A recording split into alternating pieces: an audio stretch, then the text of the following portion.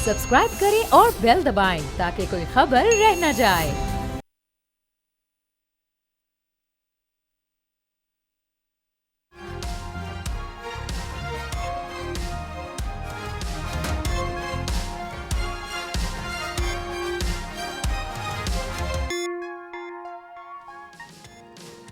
नाज़रीन अस्सलाम वालेकुम। तब्दीली विद डॉक्टर दानिश के साथ हाजिर हैं। इलेक्शन तकरीबन 12वां इलेक्शन था पाकिस्तान में। अब तक 11 इलेक्शन हो चुके थे, ये 12वां था। इसमें एक इलेक्शन सदारती इलेक्शन था, उसके बाद 1985 का एक इलेक्शन था जो गैर जमाती बुनियाद पे हुआ था। बाकी जितने इलेक्शन भी हुए उसमें कहा जाता है कि 70 का इलेक्शन साफ़ व शफाफ था। उसके बाद तकरीबन तमाम इलेक्शन जो हैं वो उसके ऊपर धांधली के इल्ज़ामात लगते आए हैं। 1977 का इलेक्शन बदतरीन इलेक्शन रहा, लेकिन अब ये कहा जा रहा है कि 2024 का इलेक्शन पाकिस्तान का सबसे बदतरीन और मुतनाज़ा इलेक्शन बन चुका है। हालांकि इस इलेक्शन के हवाले से पहले से ही बहुत अहम लोगों का ख्याल था कि ये इलेक्शन जो है, और ख़ास तौर पे हुकूमत, इंतज़ामिया और इलेक्शन कमीशन पर जानिबदारी का इल्ज़ाम लग रहा था। ये इल्ज़ामात पाकिस्तान बार कौंसल्स, पाकिस्तान बार सुप्रीम कोर्ट बार एसोसिएशन और सूबाई बार एसोसिएशन के साथ साथ सियासी जमातों की तरफ से भी ये इल्ज़ामात लग रहे थे। और फिर जो इलेक्शन के दिन हुआ और फिर पोस्ट इलेक्शन हुआ, उसके बाद तो सब कुछ आपकी नज़र में है। लेकिन अभी जो एक बड़ा हलचल हुई है आज, और वो हुई है कमिश्नर जो हैं आपके पिंडी डिवीज़न, उनका जो प्रेस स्टेटमेंट आया है वो बहुत ही अहमियत का हामिल है। वो प्रेस स्टेटमेंट क्या है, मैं चाहता हूँ अपने मेहमानों को के पास जाने से पहले ज़रा ये प्रेस स्टेटमेंट देखते हैं कि उन्होंने प्रेस कॉन्फ्रेंस क्या की है। आइए सुनते हैं। जी, ये आपने सुना। हमारे साथ जो आज गेस्ट हैं उनका तारुफ कराते हुए सवाल अपना लेके चलता हूँ। शुएब शाहीन साहब, तर्जुमान PTI, मलिक हबीब नूर साहब, secretary general PTI parliamentarian, senator मौला बख्श चांडियो, सीनियर रहनुमा पाकिस्तान पीपल्स पार्टी, और doctor Safdar Abbasi, secretary general GD हैं। जी, सबसे पहले मैं आ जाता हूँ मौला बख्श चांडियो साहब की तरफ। मौला बख्श चांडियो साहब, इसके बाद मैं शुएब शाहीन साहब की तरफ आऊँगा। मौला बख्श चांडियो साहब, कैसे देखते हैं? वैसे तो इलेक्शंस के ऊपर एतराज़ात था, पाकिस्तान पीपल्स पार्टी भी लेवल प्लेइंग फील्ड की बात कर रही थी, और अब जबकि कमिश्नर रावलपिंडी डिवीज़न, जिसके नीचे तकरीबन 13 नेशनल असम्बली की सीट और 26 प्रोविंशियल असम्बली की सीट है, ये बड़ा स्टेटमेंट है, इसको आप कैसे देखते हैं सर? जनाब, आपकी बड़ी मेहरबानी। मुझे नहीं पता इलेक्शन रिटर्निंग ऑफिसर की हैसियत में कमिश्नर साहब का भी कोई रोल बनता है या किसी और जिम्मेदारी की। मैंने अभी तक सुना नहीं है कि कोई कमिश्नर भी ये जिम्मेदारियां पूरी कर रहा है। पर अगर इन कमिश्नर को इतने दिन गुजरने के बाद ज़मीर जाग उठा है तो ये भी बड़ी बात है। अल्हम्दुलिल्लाह, अल्लाह करे सब लोगों का ज़मीर जाग उठे। बाकी नोटिस लेने की बात है, तहकीकात करने की बात है, ये आम बात नहीं है कमिश्नर सतह की शख्सियत की बात करना, और जिसने पूरी इलेक्शन पर ही सवाल उठा दिया है। और मैं नहीं समझता कि काजी फायद इसाका साहब का नाम लेना और चीफ इलेक्शन कमीशन पे भी बात हुई है, लेकिन काजी साहब की बात अभी लोगों ने नहीं की। जिस अंदाज से ये कमिश्नर साहब करके गए हैं तो उनको भी मेरे साथ लटकाया जाए, मुझे इत्तेफाक नहीं है इस बात से। काजी साहब एक इंतहाई मोहतरम है अदलिया की तारीख में, और इस इलेक्शन के करवाने का भी ज़्यादातर ज़िम्मा उन्हीं के सर जाता है, सहरा उनकी सर जाता है। उन्होंने तारीख दी, उन्होंने कहा कि अब इंतखाबात के मसले पर कोई नई शख्सियत पैदा करेगा, और उन्होंने बड़ी हिम्मत करके ये इंतखाब कराए। तो मैं उन पर तो बात नहीं कर सकता, लेकिन कमिश्नर साहब ने जिस अंदाज से बात की है और जैसे उनका ज़मीर जागा है अचानक, तो ये बड़ी खुशहाल बात है। अच्छा, मौला बख्श चांडियो साहब ये बताएं, मौला बख्श चांडियो साहब फैसला हो जी, मौला बख्श चांडियो साहब ये बताइए, क्योंकि बिलावल भुट्टो साहब की भी स्टेटमेंट है, आसिफ जरदारी की है, पीपल्स पार्टी के बड़े बड़े लीडर्स की स्टेटमेंट है। इलेक्शन से पहले जो सूरत हाल थी उसमें खुद आपके पार्टी लीडर्स ये कह रहे थे कि लिविंग प्लेइंग फील्ड नहीं दी जा रही है, और इलेक्शन कमीशन जानिबदारी का मुजाहरा कर रहा है, इंतज़ामिया जानिबदारी का मुजाहरा कर रही है और हुकूमत ऐसी है जो एक सियासी जमात को सपोर्ट कर रही है, उसमें अहम तरीन PMLN के लोग हैं। तो आप इलेक्शन 2024 को आप समझते हैं साफ और शफाफ इलेक्शन है? नहीं, कोई भी इलेक्शन ऐसी नहीं है जिसको शफाफ कहा गया हो, जिस पे कोई इल्जाम नहीं लगा हो। हर इलेक्शन में होता है, लेकिन हमने हमेशा इलेक्शन के दौरान भी एहतजाज किए हैं और शायद ही कोई इलेक्शन हो जहां जिससे हमने एतराज न किया हो या गलतियों की निशानदही न की हो।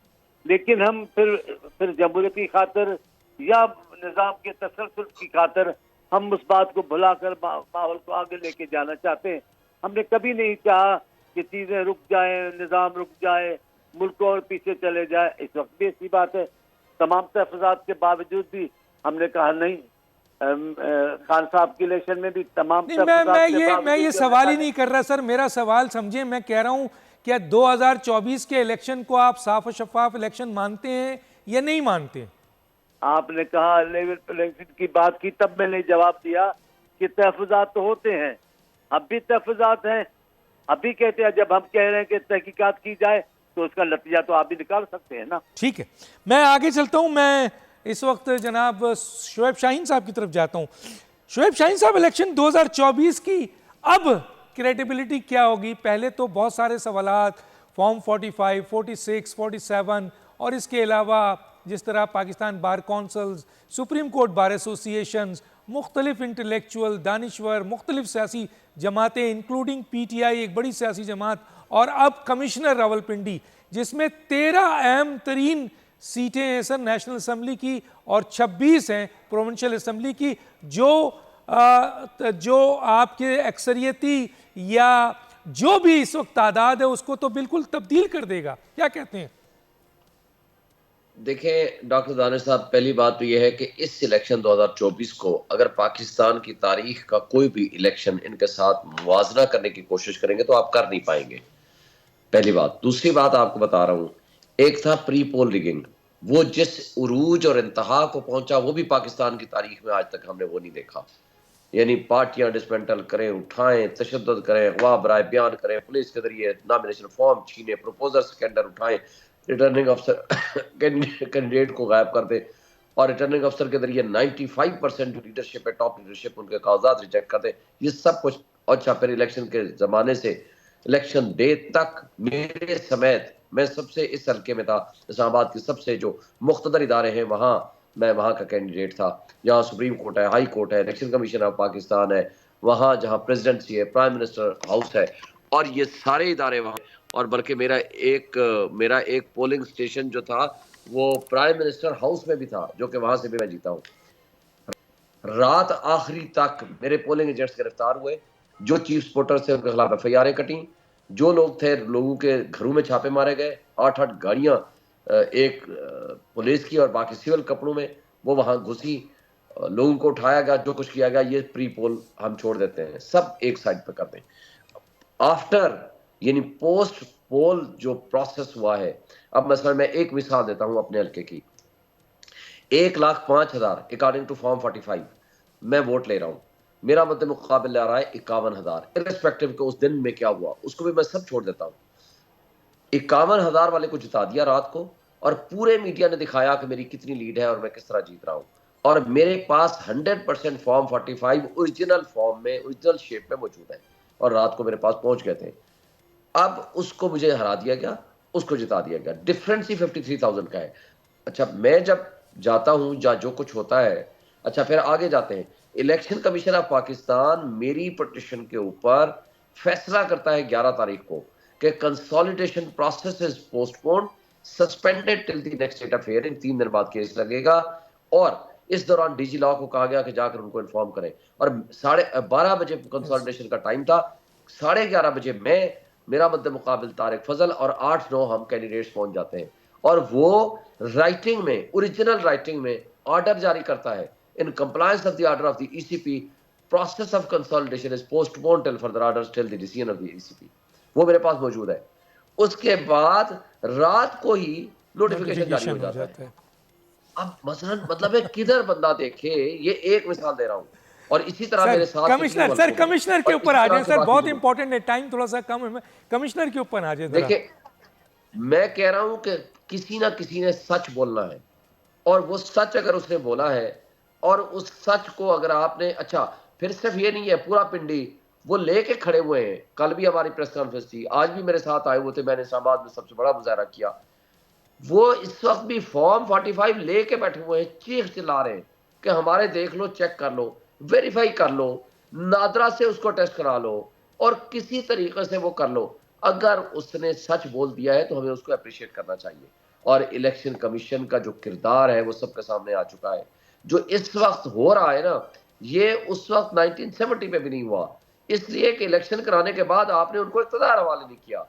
और दुनिया में जितनी सिविल वार शुरू हुई हैं, वो उसका बुनियाद जो होता है वो हमेशा इलेक्शंस ही होती हैं, मोर देन 90%।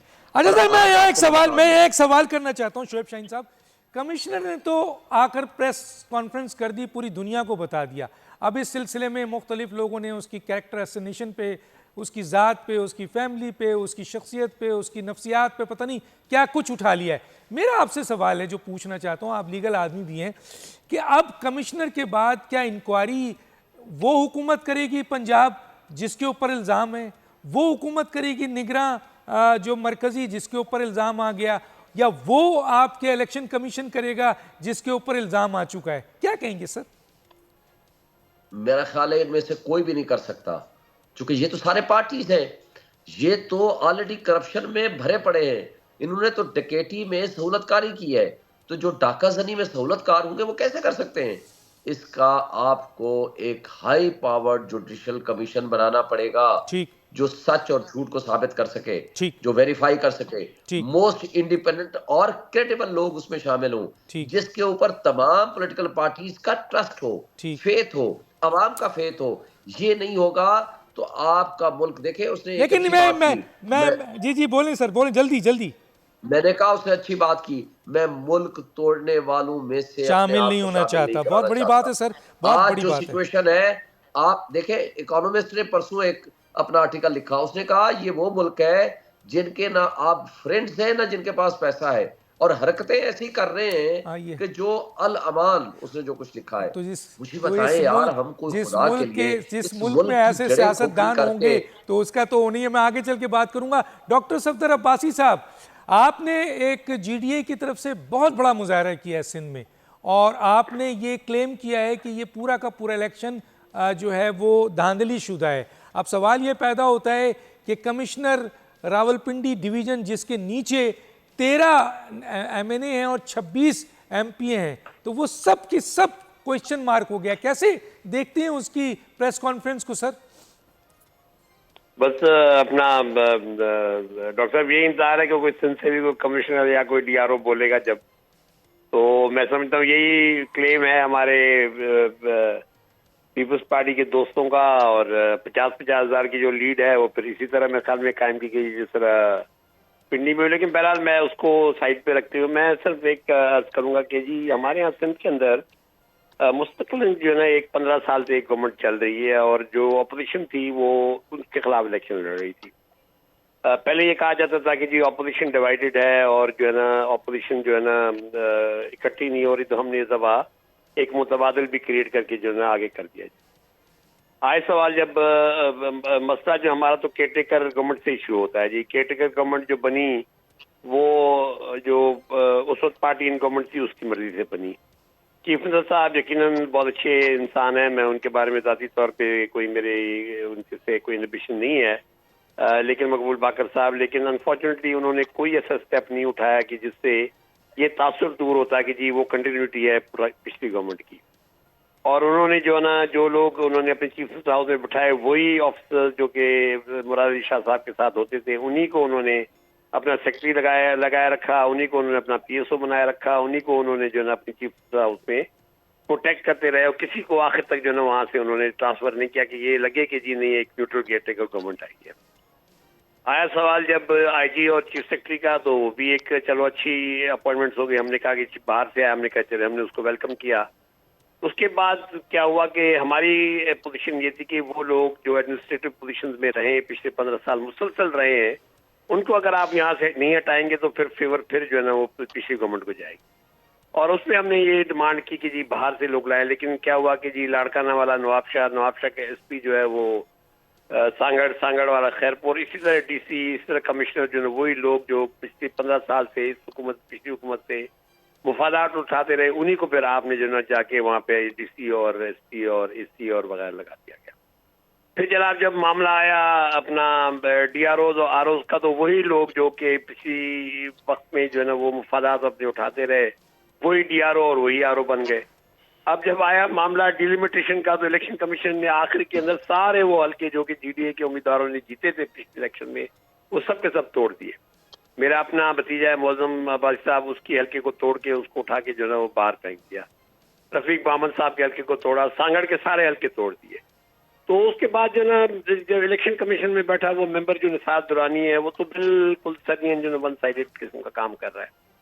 आए जब डीआरओ आरओ पोलिंग स्कीम उनके हाथ में, तो उन्होंने अपनी मर्जी से जहाँ हुए 30-40 मुर्तजा जतीफ साहब की कॉन्स्टिट्यूंसी में 50 पोलिंग स्टेशन जो 2018 के 2 तब्दील कर दिए गए। हर कॉन्स्टिट्यूंसी के अंदर इसी तरह जो पोलिंग स्टेशन उठा के जो अपनी मर्जी के मुताबिक वो डीआरओ ने। लेकिन सफदर साहब, पाकिस्तान पीपल्स पार्टी जीती है सिंध में, इंटीरियर सिंध में, और एक बड़ी सियासी जमात है और जीतते हुए आई है, बड़े कदावर सियासी रहनुमा वहाँ मौजूद हैं। तो आप समझ रहे हैं कि ये जो सारी चीज़ें हुई हैं, इसकी बुनियाद पर पाकिस्तान पीपल्स पार्टी ने धांधली की है, और ये जो इनकी देखिए सारी की सारी एडमिनिस्ट्रेटिव मशीनरी उनके हाथ में थी। फिर मैं आगे चलता हूँ ना, जरा एक बात मेरी आखिर सुन ले कि वही डीआरओ आरओ वही पोलिंग स्कीम बनाते हैं, वही डीआरओ आरओ जो अपने प्रिजाइडिंग ऑफिसर लगाते हैं जो कि पिछली, और ये चीज़ें ऑन रिकॉर्ड है, ये हमने कोई ऐसी बात नहीं कर रहे जो हम नहीं रिकॉर्ड पे लेकर आए, चाहे वो इलेक्शन कमीशन हो, चाहे वो केयरटेकर गवर्नमेंट हो, चाहे वो मीडिया हो, चाहे वो प्रेस में, मुस्तकिल हम ये सारी चीजें जो है रिकॉर्ड पे लाते रहे। उसके बाद जो है जब इलेक्शन होता है जिस दिन, तो वो सारे के सारे प्रिजाइडिंग ऑफिसर्स उनकी टीचर्स जो लगाए हुए पिछले 15 साल से, और हत्ता के पोलिंग ऑफिसर्स वो लोग लगाए गए जो कि गवर्नमेंट सर्विस में भी नहीं थे, जाती लोगों के जो उनको पोलिंग ऑफिसर का बैज लगा के आपने। आखिरी जुमला सर, आखिरी जुमला, मैं आगे फिर बात करूंगा क्योंकि मेरे पास टाइम कम है। तो मसलन ये है कि आपकी कितनी सीटें ऐसे समझते हैं कि आप पाकिस्तान पीपल्स पार्टी पे इल्ज़ाम लगा रहे हैं कि इन लोगों के ज़रिए जो आपने अरेंजमेंट बताई है उन्होंने धांधली की, कितनी सीटें होंगी सर आप? देखिए जब लोग माजरत के साथ लोग जब लाख सवा लाख वोट लेकर हारे हैं और 80 90 हज़ार वोट लेकर आ रहे हैं, तो मैं किसको आइडेंटिफाई करूं? मैं किसी को आइडेंटिफाई नहीं करा। वहां पे देख रहे हैं आपके जी कमिश्नर पिंडी की कह रहे हैं जी 70 हज़ार की लीड जो है ना उसको कन्वर्ट किया गया है और उसको हरवाया गया है। आप जब उसी को बेसिस बनाए तो हम भी इंतजार में जी कोई शायद सिंध का भी क्या किसी कमिश्नर का, किसी डीसी का, किसी आरओ का, किसी डीआर का जमीर जाग जाए। ठीक है, मैं आगे बात करूंगा, मैं जमीर जाग जाए। देखते हैं आपने तो पूरी एक लाइन बना दी है, सारे उनके लोग हैं तो जमीर बड़ा मुश्किल होगा जागना, लेकिन पूछेंगे मौलाना बख्श चांडियों से। मैं आता हूँ जनाब आपके पाकिस्तान तहरीक इंसाफ पार्लियामेंटेरियन मलिक हबीब नूर साहब, आप इस वक्त जनरल सेक्रेटरी हैं, आपके जो सदर हैं, जो चेयरमैन हैं, क्या थे परवेज़ खट्टक साहब, उन्होंने सुना है बाज़ाफ्ता रिज़ाइन कर दिया है, अब पार्टी आपके हाथ में है। एक तो आप इसको क्या कहेंगे, वाकई रिज़ाइन करके वो चले गए? दूसरा ये बताइए कि ये इलेक्शंस के हवाले से और धांधली के हवाले से और कमिश्नर ने जो स्टेटमेंट दिया है उसके हवाले से ज़रा आपका पॉइंट ऑफ व्यू लेना चाहता हूँ। बिस्मिल्लाहिर्रहमानिर्रहीम।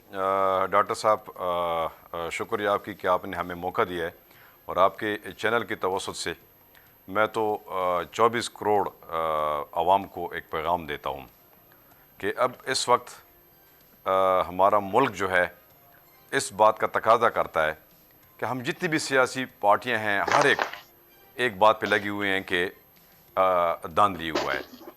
जिसने ज़्यादा सीटें ली हुए हैं वो भी रो रहा है, और जिसने दूसरा पोजीशन लिया हुआ है वो भी रो रहा है, और जो हारी हुए हैं वो भी रो रहा है, और जिसने इलेक्शन कराए हुए, आज कमिश्नर साहब ने भी एक प्रेस कॉन्फ्रेंस की है कि हमने इस तरह की वो किया हुआ है। एक अजीब किस्म की सूरत हाल पैदा हुआ है हमारे मुल्क में।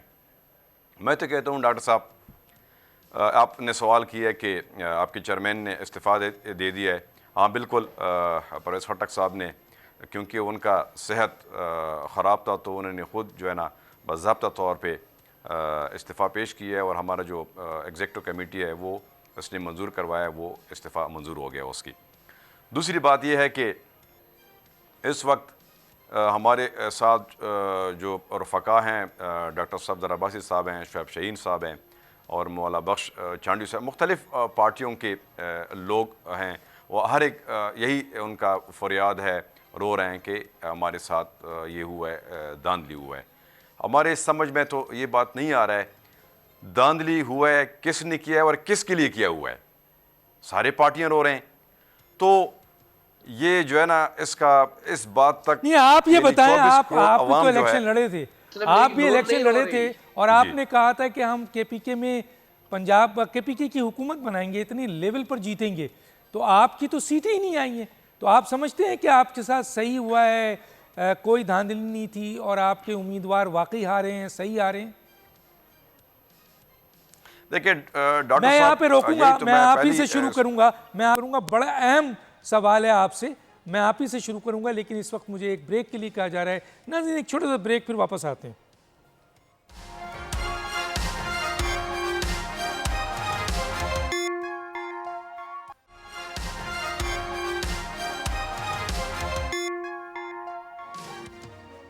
वेलकम बैक जी। सेनेटर मौला बख्श चांडियो साहब, दो सवाल है आपसे। एक तो जनाब डॉक्टर सफदर अब्बासी ने ज़मीन से लेकर आसमान तक की कनेक्शन सारी बता दी, इलेक्शन कमीशन से लेकर एक पोलिंग के लेवल पर जो आपके हवाले से उन्होंने इल्ज़ाम लगाया है। दूसरा, मैं एक और सवाल भी साथ रख देता हूं, और वो ये है कि कमिश्नर रावलपिंडी बहुत अहम पोस्ट है सर, और जाहिर है कि ये इसके नीचे ये सारे काम हो रहे थे। उनके इल्ज़ामात के ऊपर आप क्या समझते हैं कि किस किस्म की इंक्वायरी कमेटी होनी चाहिए, जबकि उन्होंने चीफ इलेक्शन कमिश्नर पे भी इल्ज़ाम लगा दिया है और मौजूदा हुकूमत पे जो निगरां हुकूमत है उस पे भी सवाल उठ चुका है। क्या कहेंगे सर?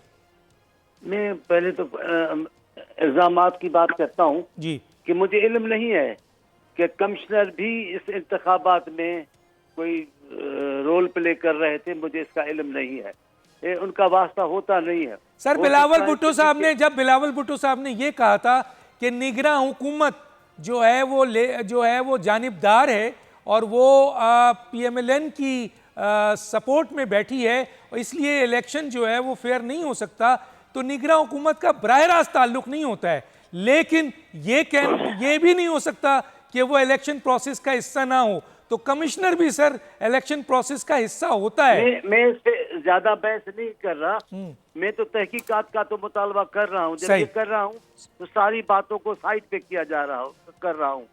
तहकीकात होनी चाहिए और जो हकीकत है वो वाज़ेह होना चाहिए, क्योंकि इस लेवल पर की शख्सियत का इल्ज़ाम लगाना बहुत बड़ी बात है। वो रिजाइन कर गए, ये करके देखो किस स्टेज पे आकर ज़मीर जागा है। अगर किसी शख्सियत, इतनी बड़ी आला शख्सियत का ज़मीर का जागना कोई मामूली बात नहीं है। इस ज़मीर के जागने का फ़ायदा लेना चाहिए, तहकीकात होनी चाहिए, ताकि अपने आने वाले इंतखाबात को भी महफूज बना सकें। जहाँ तक ताल्लुक है डॉक्टर सफदर अब्बासी साहब का, मैं उनका एहतराम करता हूँ, उनकी इज्जत करता हूँ। बड़े कई साल हमने साथ काम भी किया है, अभी भी कोई हमारे बीच में कोई दूरियां नहीं है, लेकिन उनको हक पहुँचता है कि वो हारे हैं, पीपल्स पार्टी से अलग सियासत करते हैं, पीपल्स पार्टी की तारीफ करेंगे तो उनकी उसमें तो शामिल तो नहीं हो जाएंगे। उनका हक पहुँचता है, वो इस तरह करें। तो सवाल ये है, कौन सी ऐसी सीटें हैं जो पहले आप लोगों ने जीती हैं, अभी आपसे धांधली करके छीनी गई हैं? सारी सीटें वही हैं। एक सीट है आपके भतीजे की, उस सीट को सब मानते हैं, उसमें तब्दीली भी आई है। एक बार हारे हैं, एक बार जीते, हमने उनकी सभा। बाकी सांगड़ की 2 ही सीटें हैं, वो पीर साहब के भाई हैं, वो लेते हैं। एक पीर साहब का कोई खलीफा, वो लेते हैं, और फिर जब इत्तेहाद करते हैं उसके बदले सेनेट भी होती है। दूसरी कौन सी ऐसी सीटें हैं जो पहले आप जीतते रहे हैं, अभी आपसे धांधली करके छीनी गई हैं? ऐसी सीटें नहीं है। लेकिन अभी क्योंकि वो मुखालफत में सियासत कर रहे हैं, डॉक्टर साहब को हक पहुंचता है अपनी जमायत का। और मैं ये भी वजाहत कर दूं, ये जो कल जलसा हुआ है इसका GDA से कोई ताल्लुक नहीं। महासभा इसके कि GDA के सरबराह पीर साहब पगारा है। ये जलसा पीर साहब पगारा का जाती जलसा है। पीर साहब आप देख रहे, मैं आपको चैलेंज कर रहा हूँ, एक भी आदमी बगैर टोपी के नहीं, सवाए स्टेज पे जो बैठे थे उनको छोड़कर, एक भी पब्लिक में ऐसा आदमी नहीं है जिसको सफेद टोपी नहीं है। वहाँ सारी पब्लिक पाँव नंगे थी। वो पीर साहब की ज़ियारत करने लोग आए थे, उनका मजमा था, और पीर साहब के लिए इतने लोग जमा करना ज़ियारत की या रूहानी बुनियाद पे कोई मुश्किल काम नहीं है। मैं सिंध में रहता हूँ, मैं पीर साहब की हैसियत से वाकिफ हूँ। वो इतने लोग जमा कर सकते हैं, इतने लोग उनके साथ आए, लेकिन ये रूहानी इज्तिमा था, सियासी इज्तिमा नहीं है। जीडीए का कोई यहाँ मामला नहीं है। जीडीए में मैं नाम लूंगा तो गुस्से हो जाएंगे। उनके नाम लेता हूँ, उनको बताएं, वो 10,000 का जलसा करके दिखाए, मैं नाम लेता हूँ। अब मैं इस बात को बढ़ाना नहीं चाह रहा हूँ। जीडीए में ऐसी जमायत 10,000 का जलसा कर जाए, मैं सियासत से दस्तबरदार हो जाऊंगा। लेकिन सर ये बड़ा चैलेंज है, तो ये बड़ा चैलेंज है सर। कौम परस्त जब प्रोटेस्ट करते हैं तो उसमें बहुत बड़ी तादाद। कौम परस्त मेरे भाई हैं इस पूरी जीडीए में, सवाए पीर साहब वगैरह के ऐसी कोई शख्सियत नहीं है जो सिंध लेवल की शख्सियत हो। बाकी दोस्तों को अपने अपने हलकों में कभी कहीं अक्सरियत है, कहीं कमी है, मैं मानता हूँ, लेकिन ये जलसा जीडीए का नहीं था, ये जलसा पीर साहब पगारा का जलसा था। ये लोग सिर्फ पीर साहब पगारा के थे और किसी के नहीं। अच्छा, उनके हुर थे सारे हुर। हम हुर जमायत है, उनके मौतकदों को मुरीदों को हुर कहा जाता है। अच्छा। ये उन्हीं के थे। और आप फिर वो फिल्म दोबारा चला के देखें, तमाम लोगों के सरों पे सफेद टोपियां हैं और उनके जबानों पे हुर हुर। चलिए ये जवाब तो मैं ले लेता हूँ, सफदर अब्बासी साहब से लूंगा पहले। शोएब शाहीन साहब, इस वक्त जो सूरत हाल है वो ये है कि पीटीआई प्रोटेस्ट कर रही है और माँ सवाए 2-3 सियासी जमातों के, जिसमें पीपल्स पार्टी है, पीएमएलएन है और एमक्यूएम है, जो प्रोटेस्ट नहीं कर रहे हैं। बाकी हर सियासी जमात इस वक्त प्रोटेस्ट कर रही है और पीटीआई सबसे ज़्यादा कर रही है। अब ये 2024 के इलेक्शन का होना क्या है सर, और आप किस हद तक जाएंगे? आया इस सूरत हाल में जब कमिश्नर लेवल का कोई शख्स जो है वो धांधली के हवाले से 13 और 26 सीटों को एक्सपोज करेगा, तो फिर सर क्या किस किस्म की हुकूमत और पार्लियामेंट आप देखते हैं सर? देखें डॉक्टर साहब, पहली बात तो ये तय है कि हमने पीटीआई ने इस प्रोसेस को, जो हम इनके पीछे लगे हैं, जिन्होंने हमारे साथ डकैती की है दिन की रोशनी में, जो सारी दुनिया को पता है, जो सिर्फ कमिश्नर साहब का सिर्फ ये एक इस्तीफा ही काफ़ी नहीं है, पूरे मीडिया ने हमें रात तक डिक्लेयर किया कि हम जीते हुए हैं, जिनके सबूत हमारे पास। अब मसलन मैंने जैसे अपने इलाके अपने उसकी मिसाल पेश की, अपने हल्के की 387 पोलिंग स्टेशन हैं, सबके सब फॉर्म 45 मौजूद हैं। उसके ऊपर 2,500 मुख्तलिफ अफराद के दस्तखत हैं ओरिजिनल, जिसमें 2 presiding officer and assistant presiding officer और 4, 5, 6 मुख्तलिफ पोलिंग एजेंट्स इंक्लूडिंग पीएमएलएन का वो जिसको जिताया गया है, सबके दस्तखत मौजूद हैं और ये सबके पास ये एविडेंस मौजूद है। इसके होते हुए जो फोर्जरी करेगा, न सिर्फ उनके खिलाफ एफआईआर कटेगी, एफआईआर होंगी, जो भी रिटर्निंग ऑफिसर ये रिकॉर्ड लेकर आएगा, जो उसमें इलेक्शन कमीशन का मामला इन्वॉल्व होगा, कोई शख्स इन्वॉल्व होगा, वो सब जेलों में भी जाएंगे, उनके खिलाफ एक्शन भी होगा और ये सियासी अदम इस्तेकाम में मजीद इजाफा होगा और ये मुल्क के लिए इंतहाई नुकसानदेह है। आज भी वक्त है, रिकंसिडर करें, आज भी इलेक्शन कमीशन होश के नाखुन ले, आज भी वो उसकी तहकीक करके, तहकीक क्या करे और वो को कहे जी जो आपके पास फॉर्म 45 है उसकी यूनिवर्सिटी में आप बनाए रिजल्ट फाइनलाइज। सर आप इलेक्शन कमीशन से अब भी उम्मीद रख रहे हैं? अभी इलेक्शन कमीशन की एक न्यूज़ है, ब्रेक हुई है कि उसने तौहीन इलेक्शन कमीशन जो है वो कमिश्नर पे लगा दिया है।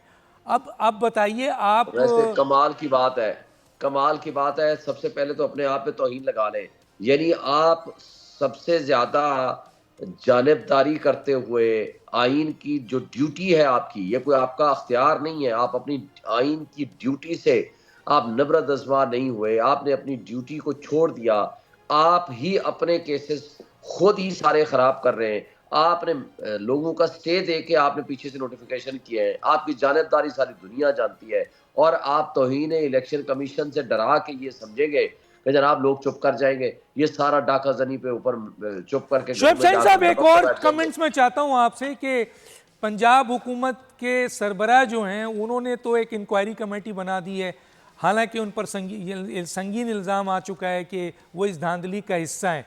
दूसरी तरफ उनके इंफॉर्मेशन मिनिस्टर ने अजीब बात की है, उन्होंने ये कहा है कि जी ये जो कमिश्नर कराची हैं जो कि तकरीबन मार्च में रिटायर कर रहे हैं, ये इन्फॉर्मेशन उन्होंने दी थी। और उसके साथ उन्होंने ये बताया कि जनाब लगता है ये कि नफ्सियाती तौर पर, ये दिमागी लेवल पर उनको खलल है। अब मैं ये सवाल पूछना चाहता हूँ कि एक शख्स जो तकरीबन अगर रिटायर कर रहा है कमिश्नर के ओहदे पे, तो मुख्तलिफ सरकारी ओहदों पे तकरीबन 35 साल, 30 साल, 40 साल तो रहा होगा और किसी जगह ये कंप्लेन नहीं आई। इस पर एक जिम्मेदार इंफॉर्मेशन मिनिस्टर इस किस्म का रिमार्क्स देगा तो आप क्या कहेंगे इसके ऊपर? देखें, 22 ग्रेड का अफसर जिसका पूरा फ्यूचर सारी जिंदगी गुजरी है और इसी गवर्नमेंट का पिछले 1 साल से 1 साल से वो एक ऑफिसर है जिसकी तारीफें करते ये सारे लोग नहीं थकते थे, और आज अगर वो सच बोलने पे आ गया है तो आप उसका दिमागी तवाज़ुन खराब कर बैठे हैं। तो फिर पिछले 1 साल से तो ये फरिश्ता था आपकी नज़र में, उस वक्त तक तो आप सारे लोग उनके पास भी जाते थे, सब कुछ करते थे। अगर किसी शख्स का ज़मीर जाग उठाए, किसी ने सच बोल ही दिया है, जिसकी तहकीकात आप ज़रूर कराएं, मगर टिल देन आप ये कह दें कि उसका दिमाग ही चल गया है। आजकल असल में जो सच बोलता है, सच का साथ देता है, दिल से सच के साथ खड़ा होने की जुर्रत रखता है, उसका यही तो उसको गिरफ्तार क्यों किया गया है। सर? उसको गिरफ्तार क्यों किया गया इंतजामिया की तरफ से अगर उसने एक सच बोला है? गलत किया उन्होंने, गलत नहीं करना चाहिए था। कानून के मुताबिक आप प्रोसीड करते, इंक्वायरी करते, फिर उसके बाद चलते, बल्कि जो जराइम में मुलविस है उनके खिलाफ एक्शन लेते। और बल्कि मुझे तो पता चला है कि उसकी फैमिली ढूंढ रही है, पुलिस ने कहा है हमने गिरफ्तारी नहीं की और कोई पता नहीं कि वो कहाँ है इस वक्त। लेकिन बात यह है कि अगर सच बोलना हम शुरू करेंगे तब हमारा मुआशरा दुरुस्त होगा। हमने मुआशरे की जड़ें खोखली कर दी हैं, हमने मुआशरे को झूठ, फ्रॉड, डकैती सिखाना शुरू कर दिया है। ये चीज़ें हमारे मुल्क के लिए दुरुस्त नहीं है, कौमों के लिए दुरुस्त नहीं है। भाई सच बोला है उसको पहले अप्रिशिएट करें, फिर आप इंक्वायरी करें, फिर वो खुद भी मुलविस है तो कहता है मुझे सजा दो, जो उसके साथ मुलविस है उनको सजा दो। मगर ये कहना कि एक शख्स अगर सारे झूठों में पूरी ब्यूरोक्रेसी इस वक्त करप्शन, बददियानती की एक बदतरीन मिसाल कायम कर रही है, मुझे तो एक कहने में कोई यार नहीं है। अल्लाह ताला ने मौका दिया तो सबसे पहले तो ये जो सो कार्ड CSS का अंग्रेजों का निज़ाम कायम कर रखा है, मैं सबसे पहले तो इसकी जड़ें उखाड़ के बाहर फेंकूंगा। बहुत सही। बात यह है कि ये इस करप्ट निज़ाम ने गरीब आदमी को दिया क्या है?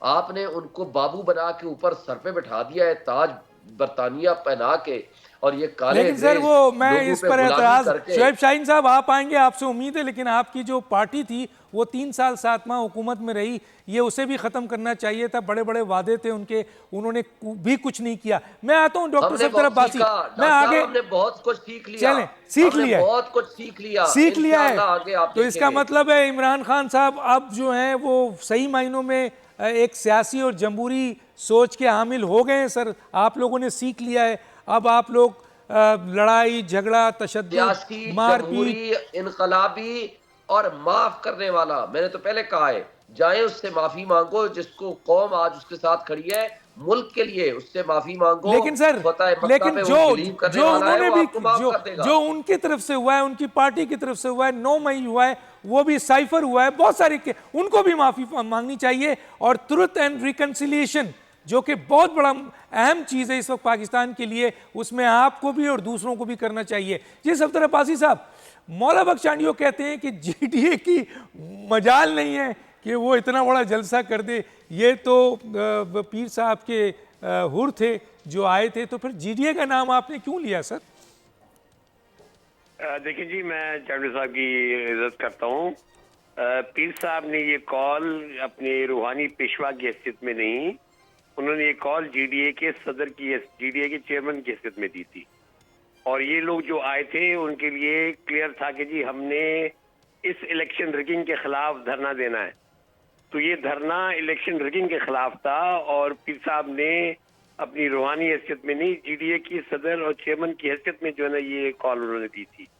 तो जो लोग भी आए, यकीनन इसमें कोई शक नहीं है कि उनकी एक जमात है, उनकी एक जमात और उनकी जमात भी है, एक तो उनकी जमात है, एक पाकिस्तान मुस्लिम लीग फंक्शनल के नाम से भी उनकी एक जमात है जिसके वो सदर है, जो कि GDA की कंपोनेंट पार्टी है।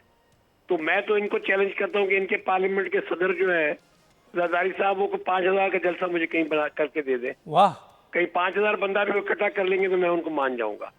पीर साहब की जो कॉल थी उस पर पूरे सिंध ने रिस्पॉन्ड किया है। बड़ी तादाद में उनकी अपनी जमात के लोग आए, फंक्शनल मुस्लिम लीग के लोग आए, इस धरने के अंदर जीडीए की तमाम कंपोनेंट पार्टीज के लोग आए हैं। इसके अंदर जमीयत उलमा इस्लाम ने हमें सपोर्ट किया है, इसमें जमात इस्लामी ने हमें सपोर्ट किया है, इसमें डॉक्टर कादिर मक्सी की सिंध तरक्की पसंद पार्टी ने सपोर्ट किया है, और तमाम वो जमातें इसके अंदर आई हैं जो ये समझते हैं कि जी सिंध के हुकूक पे बहुत बड़ा डाका पड़ा है। तो मैं चैनल साहब को इतना कहूँगा कि अगर आप थोड़ी सी इसको जो है उस पैराए में देखें तो ये धरना था, कभी पीर साहब ने आज तक कभी रोड ब्लॉक क्यों हुआ है, कभी उन्होंने किया है? पहली दफा उनका गुस्सा और उन्होंने जो बातें की है वो सब की सब सियासी बातें हैं। कोई उन्होंने ये बात नहीं कि जी उन्होंने अपनी पीरी मुरैदी के हवाले से बात की, उन्होंने सियासी बातें की। एक एक बात उनकी नोट करने वाली है। अगर ये लोग नोट नहीं कर रहे तो ये गलती कर रहे हैं। आज आपने पूरी की पूरी ऑपोजिशन को लाकर सड़कों पे खड़ा कर दिया। आप समझते हैं कि आप और एमके बैठ के सिंध असेंबली चला लेंगे? मैं चैलेंज करता हूं कि आप सिंध असेंबली मुझे चला के दिखा दें। ये वक्त आपको बताएगा। आपने जो कुछ सिंध के साथ किया है, सिंध के मुस्तकबिल के साथ जिस तरह आप खेले इस इलेक्शन के अंदर, हमें बड़े एतराजात रहे हैं। 15 साल से जो है एक हुकूमत जो डिलीवर नहीं कर सकी। आज सिंध की अस्पतालों का क्या हाल है, आज सिंध के तालीमी इदारों का क्या हाल है। आज अब कहीं पे चले मुझे कोई रूरल हेल्थ सेंटर बता दें जो कि आज चल रहा हो, कोई बेसिक हेल्थ यूनिट चल रहा हो। 20,000 स्कूल इनके बंद पड़े, इस्तीजा वहां नहीं है। गोश्त स्कूल है, गोश्त इस्तीजा है। बच्चे जो है बैठ के बेंचों पे क्या भी कारकर्दगी है। आपने सैलाब के अंदर किस तरीके से जो है लोगों को जो है आप लोग रुलते फिर रहे थे सैलाब के दौरान, किसी को मदद हुई? ठीक 2 लाख अपने घरों की बात की, एक घर मुझे बता दें जिन्होंने बनाया हो। ठीक सिंध के लोग इनको जानते हैं। सिंध के लोगों के साथ जो कुछ 15 साल के अंदर हुआ है वो सब समझते हैं। और अब ये जो तहरीक उठी है, मैं आपको यकीन से कहता हूँ डॉक्टर साहब कि ये तहरीक रुकने वाली नहीं है। ये सिस्टम अब नहीं चल सकता, ये चाहेंगे भी तो नहीं चल सकता। ठीक है, मैं जरा आता हूँ। ठीक है, मैं आता हूँ जनाब मलिक हबीब नूर साहब के पास। मलिक हबीब नूर साहब, क्या पीटीआई तहरीक इंसाफ पार्लियामेंटेरियन पाकिस्तान तहरीक इंसाफ के साथ कोई इंतखाब तो हो गए, अब हुकूमती लेवल पर कोई इत्तेहाद बना रही है? क्या आपके दरमियान कोई बातचीत हुई है? क्या आप हुकूमत में शामिल हो रहे हैं या आपकी पार्टी जम हो रही है? क्या हो रहा है सर? डॉक्टर साहब, हमारा कल कोर कमेटी का मीटिंग हुआ था। हमारे कोर कमेटी ने यही फैसला किया हुआ है कि जितनी भी सियासी जमातें हैं सब के लिए मुज़ाकरात के लिए दरवाज़े खोले हैं। और पीटीआई के साथ हमारा एक बैठक हुआ है और हमने भी ऑप्शन रखे थे और उसने भी रखे हैं। और इसके अलावा जो है आज हमारे चेयरमैन साहब से और जगह से भी एक रब्ता हुआ है, क्योंकि हमारे खैबर पख्तूनख्वा में जो हमारे कुलीग हैं, दो सीट हैं, क्योंकि हमारा फोकस भी उधर है। क्योंकि अगर आपको याद हो, आपके पिछला जो था उस वक्त पे टॉक शो हुआ था हमारा, तो खैबर पख्तूनख्वा पे हमने ज़्यादा फोकस किया हुआ था। तो मतलब ये कि उनके साथ हुकूमत बनाना वो तो कबल वक्त की बात है, लेकिन यह है कि ऑप्शन है कि हम हर एक सियासी जमात से हम बात करते हैं, और इसलिए कि इसमें बेहतरी हो और इसमें मुल्क के लिए खैर हो, इसके लिए इंशाल्लाह हम मुज़ाकरात करते हैं। लेकिन सर यहाँ एक जुमला बताएं, फिर मैं मौला बख्श सांडियो का रिस्पॉन्ड लूँगा। डॉक्टर सफदर बासी ने बड़ी बात कर दी है। ये मुझे बताएं मलिक हबीब नूर साहब, क्या आप जो कल तक ये दावा कर रहे थे कि केपीके की हुकूमत आपकी बनेगी और आप बड़ी पैमाने पे जीतेंगे, और एक बड़े लोग आपके पास आए थे पीटीआई को टूट कर, मुझे ये बताइए कि क्या आप मानते हैं कि केपीके में धांधली हुई है सर?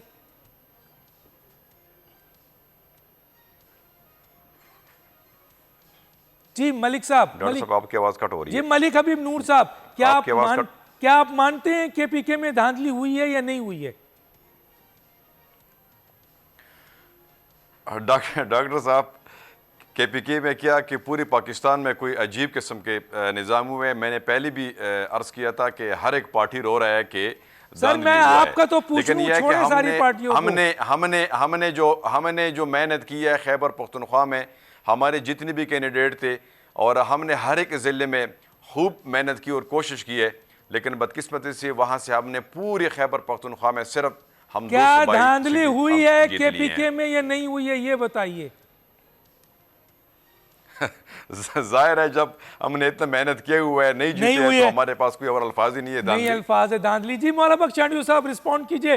डॉक्टर सफदर अब्बासी ने बड़ा सवाल उठा दिया है, टाइम मेरे पास कम है। मेरे से तो डॉक्टर साहब ने एक भी सवाल नहीं पूछा है जो मैं जवाब दूं। नहीं, उन्होंने कह दिया है कि आसिफ जरदारी साहब उनको हक पहुंचता है। 5,000 अफराद को ले आए। आपने तो 10,000 की बात की थी, उन्होंने कहा 5,000। खैर अभी डॉक्टर सफदर भी जानते हैं पीपल्स पार्टी की हकीकत को, कि पीपल्स पार्टी कितने लोग जमा कर सकती है, पीपल्स पार्टी काल पे कितने आ सकते हैं, बिलावल साहब के कहने पे कितने आ सकते हैं। नहीं, उन्होंने आसिफ अली जरदारी साहब का नाम लिया है सर। आसिफ अली, हाँ उन्होंने आसिफ अली जरदारी साहब का नाम लिया है। लिहाजा उस बात पे मेरे को जवाब देने की जरूरत नहीं है। जहां तक ताल्लुक है पीर साहब की हैसियत को माना हुआ है। इतने लोग वो मंगा सकते, इतने लोग वो बुला सकते, इससे ज्यादा का इस्तेमाल भी कर सकते। इस पे और दूसरी जमायत कौन सी है मुझे बताए तो सही, जो 10,000 आदमी भी संद में जमा कर सकती है। ये तो पीर साहब का अपना इज्तिमा है। पीर साहब जहाँ जाएंगे वहां उनकी रूहानी हैसियत है। ये क्या डॉक्टर साहब हमें समझा रहे हैं? ये हमारे हमने कल पीर साहब की गुफ्तगू सुनी है। पीर साहब पहली बार ऐसी खुल के बातें कर रहे हैं। सर उन्होंने कहा है तहरीक है, ये तहरीक अब रुकेगी नहीं, ये तहरीक रुकेगी नहीं। ये जो करप्ट सिस्टम है, ये पीपल्स पार्टी ने जो सिंध में कब्जा किया हुआ है, ये अब तहरीक रुकेगी नहीं, वो ये कह रहे हैं। इस कब्जे कराने में डॉक्टर सफदर का भी हाथ है। डॉक्टर सफदर खुद को बरी ना करें। डॉक्टर सफदर वालों ने ही ये जो बातें बता के सिंध के लोगों पर पीपल्स पार्टी हावी की है।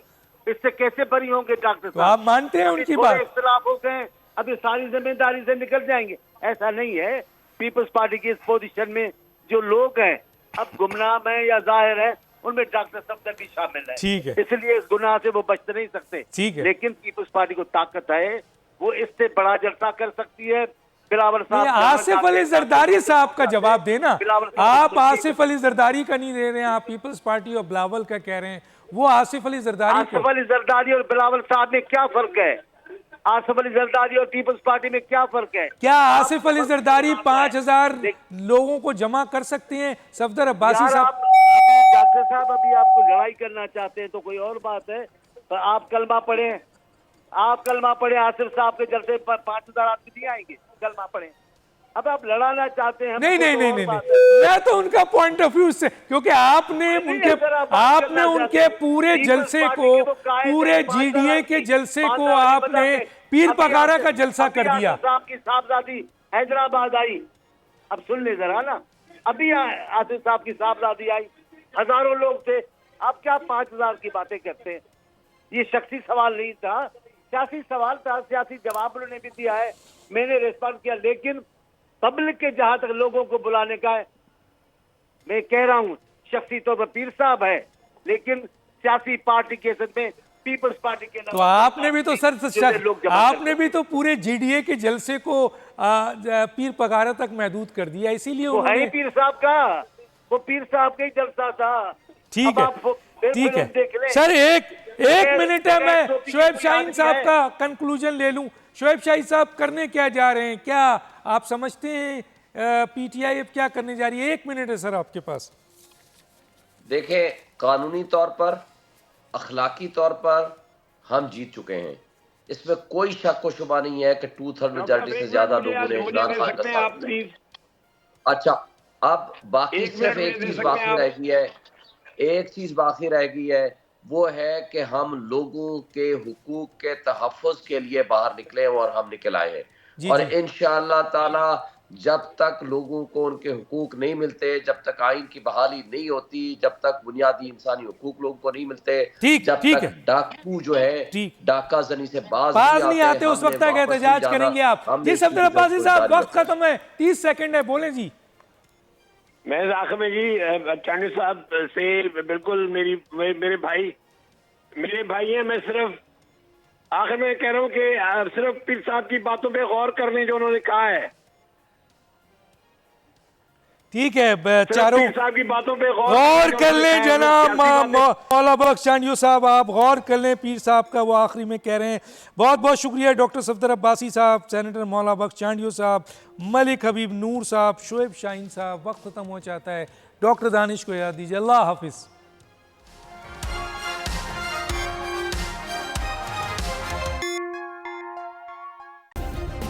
सब्सक्राइब करें और बेल दबाएं ताकि कोई खबर रह न जाए।